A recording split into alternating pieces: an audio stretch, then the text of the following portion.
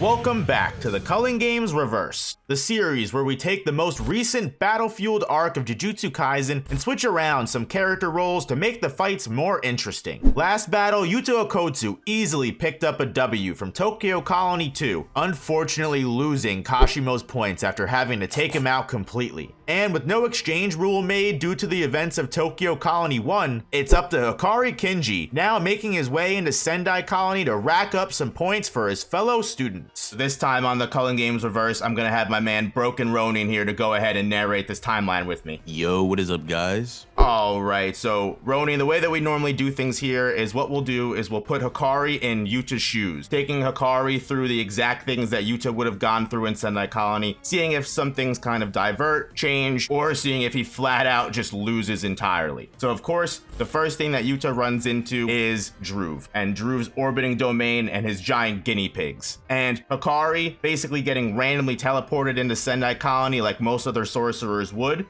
probably want to deal with the giant guinea pigs first of all things. So I know we didn't really see much of Dhruv. He kind of gets off-screened by Yuta, but we kind of know the basic idea of what Dhruv can do, and we've seen a lot of what Yuta can do. So going based off of those two things and the outcome of that. Yeah, so I think we can pretty confidently say that Dhruv is the weakest of the four that are within the deadlock, considering that Yuta seems to beat him with the most ease without using something like reverse curse technique, without bringing out Rika's full power, and obviously without bringing out any numerous amount of abilities that he's copied in his past. So I think we could say that Dhruv, on the scale of Ishigori, Uro, and Kurorushi, is probably the weakest. And I would venture to say that Hakari, probably under the right circumstances, would be able to take him down. Yuta seems to have taken down Dhruv first, and the orbiting Shikigami secondarily, like after the fact. So I would wager that being able to just defeat Dhruv would mean that you are beating the Shikigami as a whole. I don't know if you think that there's some contention with that, if you think that Dhruv is putting up much of a physical fight. To me, his claim to fame seems to be from the fact that his Shikigami create this like orbiting constant domain. Yeah, I completely agree. It really seems like his claim to fame is the orbiting domain and just his area of effect attack and his area of effect kind of danger, because the two guinea pigs, from what we see in other chapters that don't directly involve Dhruv, they are doing a decent amount of damage to the colony. They're doing a decent amount of damage to the world around them. And I imagine low-level sorcerers probably don't stand much of a chance against them. But if we look at Dhruv at all, he kind of looks like a pretty scrawny guy. So I really don't see him putting up much of a physical fight. The only kind of contention that I would maybe have with this is the way that we see Yuta kind of use Dhruv's technique with the orbiting domain and the Shikigami kind of being able to cut anything inside of the domain. But if it was really that overpowered, I don't think Yuta would have had as easy of a time as he did. Yeah, it seems to be the case that Dhruv kind of was a hard counter to Kurorushi, because Kurorushi goes dormant until Dhruv dies. And the reason I think Kurorushi was so worried about someone like Dhruv is because, like you said, the wide range of attacks basically nullifying the efficacy of all of Kurorushi's mini cockroaches. I think that Dhruv, rather than being super powerful comparatively to Ishigori, Uro, and even Kurorushi himself, just had a really good hacks that was pretty primed to deal with like crowd control. And I think that if Hakari comes in there ready to scrap, deciding that he's going to attack the person who's actually deploying the Shikigami rather than trying to deal with the massive one himself, he probably would be able to handle Dhruv relatively quickly. Once again, it's kind of hard to say how strong Dhruv is physically, but Yuta seemed to have taken him down with so much, like, just so casually that it's hard to really say that Dhruv is that much of a physical, fighter, that much of a combatant at all once you get up close and personal. Exactly, and be it as it may, it seems like it's something that Hakari could probably off-screen himself, be it base or jackpot, whatever he needs. It seems like once he's able to get to the focal point, Dhruv himself, it wouldn't be much of a threat. What I feel like a much more important question would be, as we know in the original timeline with Yuta, he's going around the colony saving all of the innocent people. Do you think that that's something that Hakari would basically waste time doing? Yeah, I don't really know. Hakari does not strike me as the altruistic type. He may tell him to just run away and just leave it at that, but I don't think he's out here giving these people a stadium and allocating like a ton of his power to make sure to keep them safe. Like Yuta makes sure that Rika saves them or whatever and does her best to keep all the civilians safe. Not only does Hakari not have that option of just deploying a separate entity to do that, but I also don't think Hakari cares that much. So I think I can just imagine him beating Dhruv and just kind of keeping it pushing. Completely. And I think that actually kind of changes things a little bit in this new timeline here, because Yuta basically kind of draws all of the people together and makes a big giant meal for Kurorushi to appear for.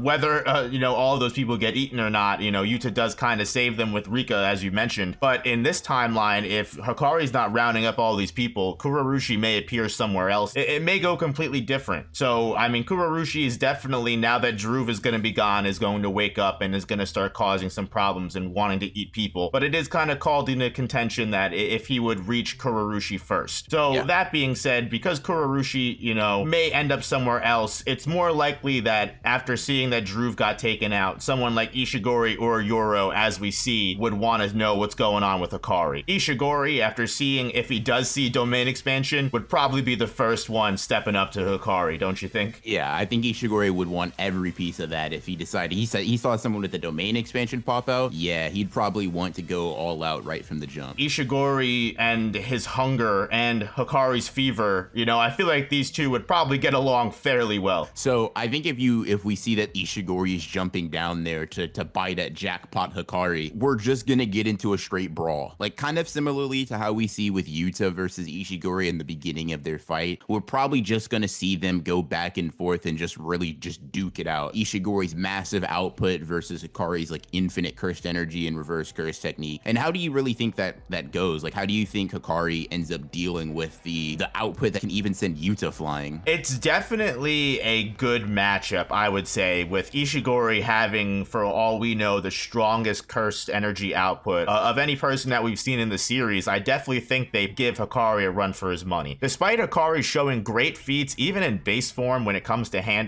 I definitely think, even though Charles isn't really that much of an opponent, I definitely think the 2-second future sight is something that levels him up enough, and the way that Hakari deals with it is enough to show that, one, his speed, his power, and the way that his cursed energy works with his chiseled, his sandpaper trait definitely gives him an edge, even against someone like Ishigori, because despite Ishigori's output, whether he uses Granite Blast or not, if we're just talking straight hands, Hakari is gonna have the advantage, because when he fought Kashimo, he was already fighting someone that had another cursed energy trait. Kashimo's cursed energy trait and Hakari's, in my opinion, kind of maybe bounced off of each other, whereas Ishigori is gonna have to deal with that. I think Ishigori would just have to try to handle that. And I do think it would be something that adds to the pain factor, although I don't know if I think it would add too much extra damage. Actually, quite different from Kashima's. Kashima seems to have a very real effect that actually paralyzes the opponent, whereas Hakari seems to be adding more to the pain. And I think Ishigori is the type of person that can deal with that. I mean, as we see with him in Sendai Colony and his fight against Yuta, he's out here tanking his own Granite Blast multiple times and still keep on pushing. So I think Ishigori would be able to adapt and keep going. I don't know if I think Hakari has the durability to get hit with the Granite Blasts or the super heavy punches that were able to knock Yuta off his guard or like completely rip off his hand. And obviously Hakari has reverse curse technique, and I don't think that any casual attack from Ishigori is going to take him out, but I do wonder if Hakari would be just about as even with someone like Ishigori as he was with Kashima. Well, it all really comes down to Hakari's domain expansion at that point, because without having reverse curse technique, even if he does manage to live after taking a Granite Blast, the injury or damage that Hakari suffers is going to be enough to take him out of the battle. His domain expansion and his infinite cursed energy with the reverse curse technique, just the passive ability, is going to be necessary for him to get through Ishigori, and that's for sure. I feel like at that point it comes down to whether or not Ishigori is going to be able to keep up with Hakari like Kashimo did. I don't know about you. I do think that Ishigori is probably comparable to Jackpot Hakari if they're just trying to go blow for blow. Hakari may have a little bit more strength. You may argue that he's a little bit faster as well, but I think that would kind of be made up in the fact that Ishigori has the potential option of long range attacks that can really, like, unlike Kashimo, who can only use those like lightning bolts occasionally in a fight, Ishigori does not seem to be hesitant to fire off a Granite Blast to give himself some space or really to just try to burn away his opponent. And I honestly, I don't know about you, Ishigori Hakari to me seems like a discerning enough opponent to, after a round or two of domain expansion from Hakari, figure out that if he wants to take him down, the way to do so is in the intervals between the domain expansions. No, I completely agree with you. And I more so say that it comes down to the question of Ishigori being able to survive or not, as more so it becoming a battle of attrition. I'm sure Ishigori would be able to figure out the interval between the domain expansion, especially like you mentioned how he is able to freely just fire off Granite Blast, no problem. He really doesn't need much cooldown, right? That was established where he can kind of fire Granite Blast without much time in between blasts. So it's probably very easy for him to take advantage of that time in between. But as we also saw with Hakari getting hit from Kashimo's lightning bolts, was that even when severely damaged, Hakari can domain expansion. While this is all luck based, he could potentially completely revive himself and survive one of those hits if it gets too critical. Whereas Ishigori is definitely going to be a very tough opponent for Hakari, more so because his reverse curse technique is limited and it only lasts for a certain amount of time. Whether or not Ishigori is going to be able to hit that mark in between, which is his basic win condition, it's going to be kind of tough in my opinion. But like you said, he does present a really good matchup for Hakari. I think it's going to be really close to call, whereas I think what the most important thing to do would be focus on someone like Uro and see how someone like Uro would fare against Hakari. For Uro, I feel like she's also a weird matchup for Hakari because of her ability to redirect and like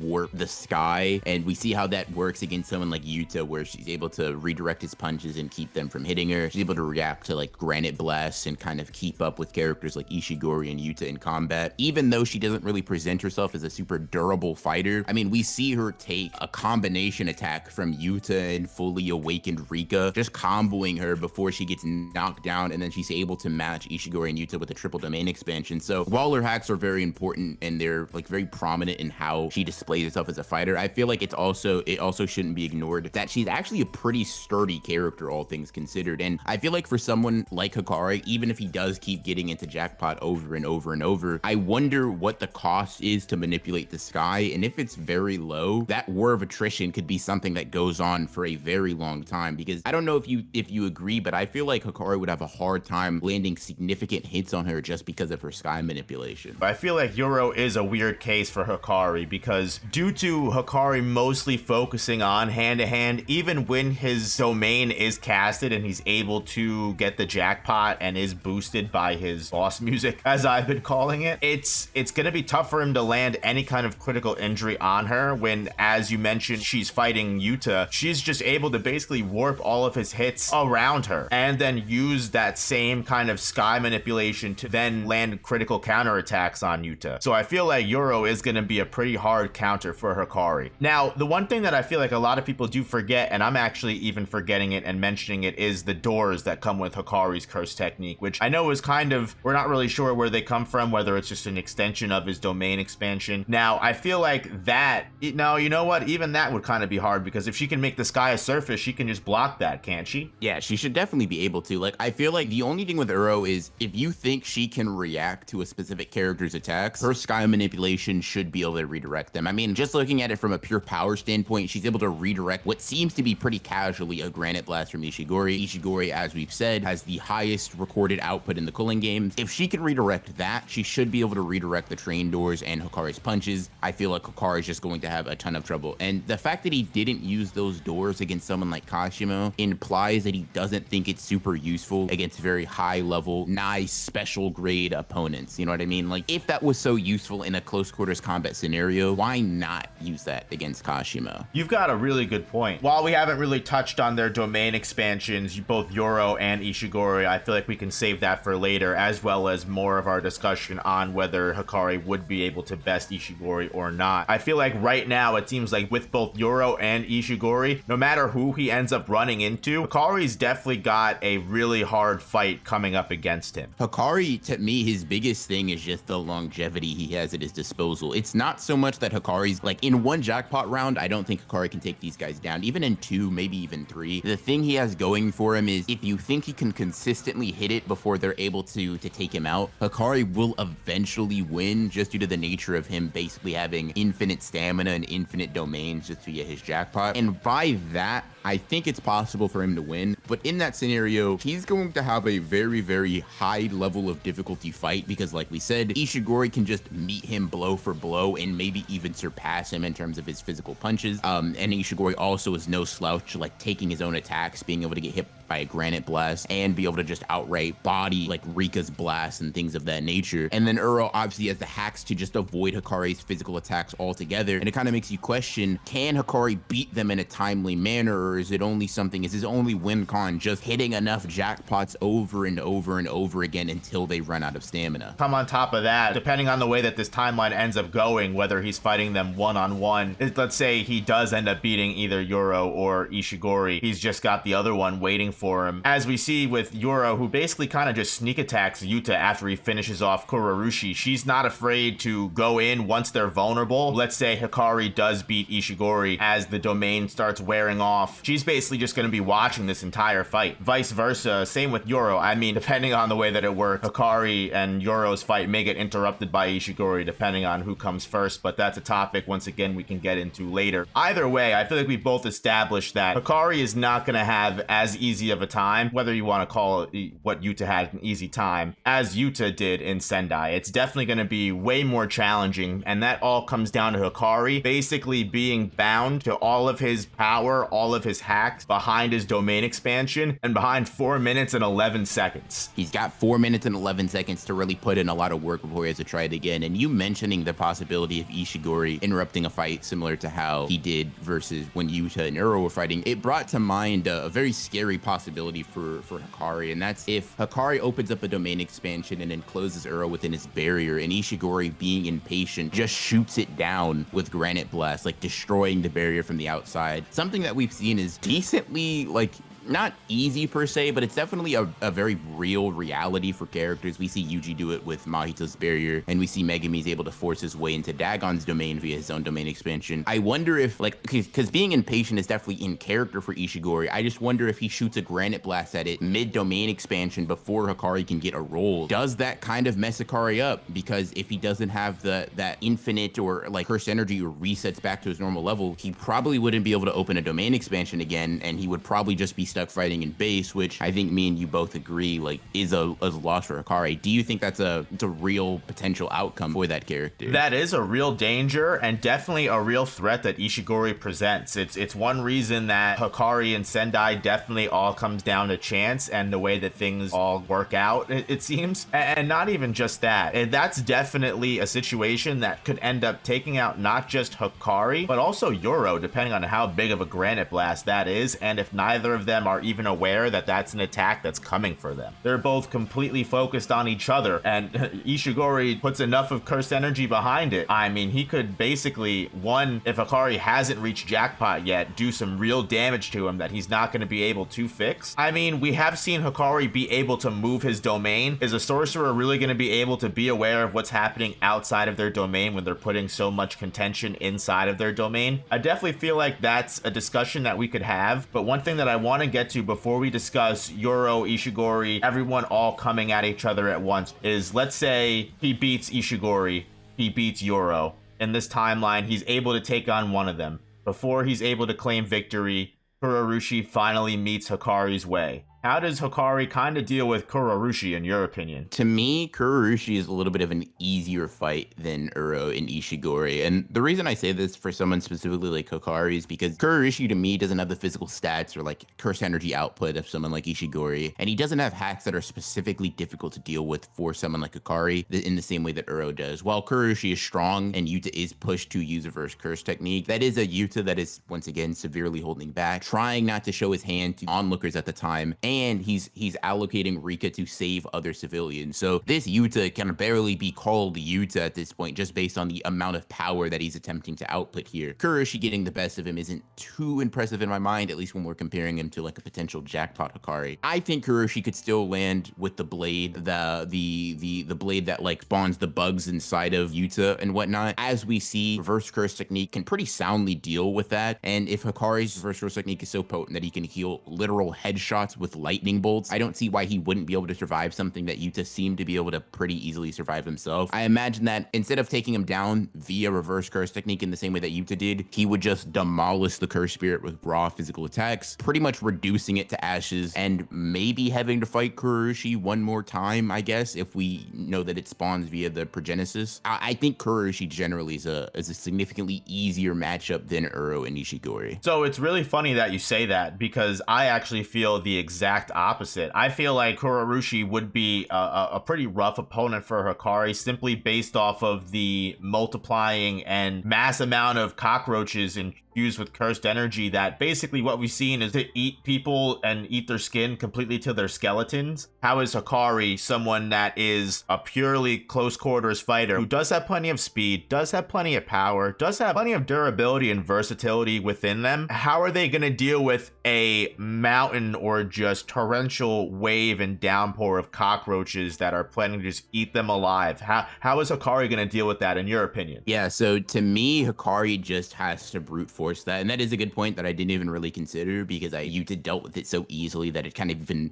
it didn't even process as something that would trouble Hakari. And that's a good point. I do think Hakari would just have to try to brute force that. I do think that his durability, because of how much curse energy would be flowing through him, would allow him to not be torn apart in the same way that that random civilian was able to. Yuta seems to be able to block the cockroaches' onslaught with his blade. He seems to also be able to destroy them pretty easily with his burst of curse energy. So I don't think that, I mean, individually, Yuta just says that they're not strong, but it's the swarm that makes him tough. I think Hakari would be able to run through them. We kind of see him do something somewhat in the same vein when he's fighting Kashimo on the water, when he's running through the Shikigami and like absolutely blasting through multiple of them at one time. I do think that he'd be able to do something similar where he's just running through them and attacking them. But if you do think that they're like some omnidirectional wave of cockroaches that he wouldn't be able to really dodge or avoid or even attack before they attack him, I could definitely see them actually causing a bit of a problem for him. So that's a fair point. I guess this is really all what it comes down to, because his reverse curse technique is automatic, and we do see that it works very quickly. I mean, it's even quick enough to restore Hakari's entire arm fast enough before Kashimo can look at the ground and look back up at Hakari. It really all comes down to, like you said, if he can brute force it. I just have this very tough vision of Hakari in my mind consistently restoring himself as he's charging through just a wave of cockroaches and just punching the shit out of Kurorushi, but that's just me.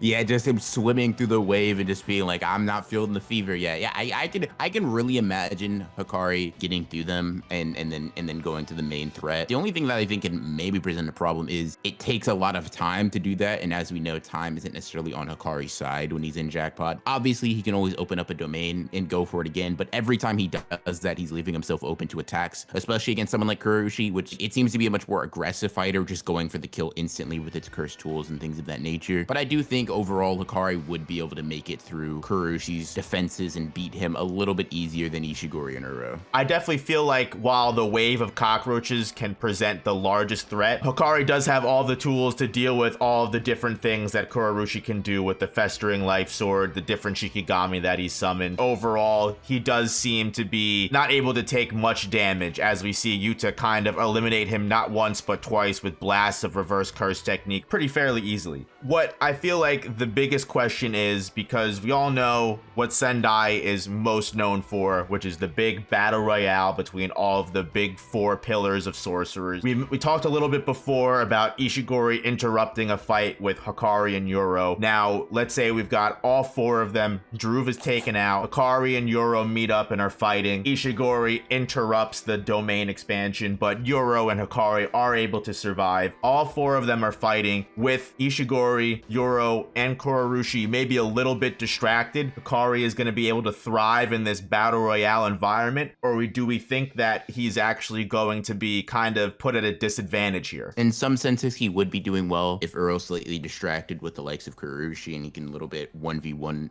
Ishigori a little bit more. I do think that would be better than if he was was just to straight up face both of them or all three of them at one time. However, the one thing that kind of goes back to a scenario I talked about earlier is a potential Hakari opens his domain, and in response, Ishigori and Uro open theirs. Even if we say that Kurorushi doesn't enter, which I do think is very likely that he would try to enter and disrupt things, the idea of Ishigori and Uro potentially negating the effects of Hakari's domain and not allowing him to get a jackpot is a very real possibility in my mind. And we see the opening of 3 domain expansions that aren't extremely compatible with one another makes them likely to disrupt anyways. And as I mentioned, I don't know if I think Hakari has enough curse energy in base to open a domain expansion directly after one, right? If he opens it and fails to get a jackpot, I don't really imagine him being able to open it again. And as we mentioned earlier, that leaves base Hakari in a battlefield with Ishigori, Uro, and Kurorushi, which is a fight I don't think he wins by any means. Yeah, I definitely agree with you where if Hakari is interrupted mid-domain and is not able to get that cursed energy boost and basically get recharged, I definitely don't see him bringing out another domain expansion either, and that puts him at a huge disadvantage. And while, as we talked about, he's already going to have a challenge with Uro Ishigori 1v1, having the other one kind of step in and be able to present even more of a problem, I feel like does make it even harder for Hakari. Even with reverse curse technique being automatic, and if he is able to somehow land a jackpot, with everything going on, makes it even harder for Hakari to land any kind of critical hits. I think Hakari probably individually, as we said, may have the tools to deal with them 1v1, but if people are coming in and out of the battle very quickly, all of them being relative to him, or at least somewhat contentious fighters for him, I don't really see him coming out of that in a very advantageous position or him winning at all. Yeah, it's a little unfortunate, it really is, but it seems like even if Hakari ends up fighting Uro, if he ends up fighting Ishigori, no matter which one he ends up fighting first, if he fights Uro, Ishigori is going to get involved, and that's not going to go well with him. If he fights Ishigori first, he may win, he may lose. Either way, whatever happens once he wins, he's going to get sneak attacked by either Uro or Kurorushi. If Uro sneak attacks him, that's going to be another top tier opponent Hakari has to face that may or may not go well for him, especially after he just fought Ishigori, and technically, if we're saying this, he won. And then either way, he's still going to have another opponent that's waiting for him. Or if it all goes into some crazy battle royale, all the odds are stacked against Hakari, and it seems like Ishigori probably be the most likely winner of the battle royale if that was the way that things went. I don't know if you agree. I think even in a battle royale situation, we do see that Uro and Ishigori are willing to like unofficially team up to take down the biggest threat. Like we see that they kind of double team Yuta before Rika is pulled out, and that's because Yuta seems to be the one that is the greatest threat and greatest disruptor. So if they see that Ishigori used some weird jackpot and got some like infinite cursed energy, and he seems to be able to keep hitting jackpots, even if they don't decide that they're going to work together very consciously or out loud, they're just going to kind of focus their attacks on him. And I really don't think that he's able to deal with those, both of them attacking him in the same way that Yuta would be able to. Yeah, so that kind of settles it. Unfortunately, that's going to be a fat L under Hakari. And unfortunately, he is not going to be able to accomplish his goals or help Megami or Yuji or open that fight club that he wants to. But thank you very much, Broken Ronin, for joining in on this video. Always a pleasure. I really appreciate you. Definitely make sure you go subscribe, jump on his channel, and check out the kind of content that he does. If you want to plug anything or talk about what you do, Ronin, please, this is the time. Yeah, I mean, just since we're talking about Hakari, I should be coming out with a Yuta versus Hakari video with no up on it soon, if that video is not out already, so you guys can go check that out, or just subscribe and be waiting for that to drop soon. Yeah, we're definitely going to be doing a lot more collabs, definitely on my channel and on his channel, so make sure you don't miss those. That's why you got to be subscribed to him, and make sure you like this content so we know that you want to see more of that, guys. Thanks so much for coming out, and I'll see you guys in the next one.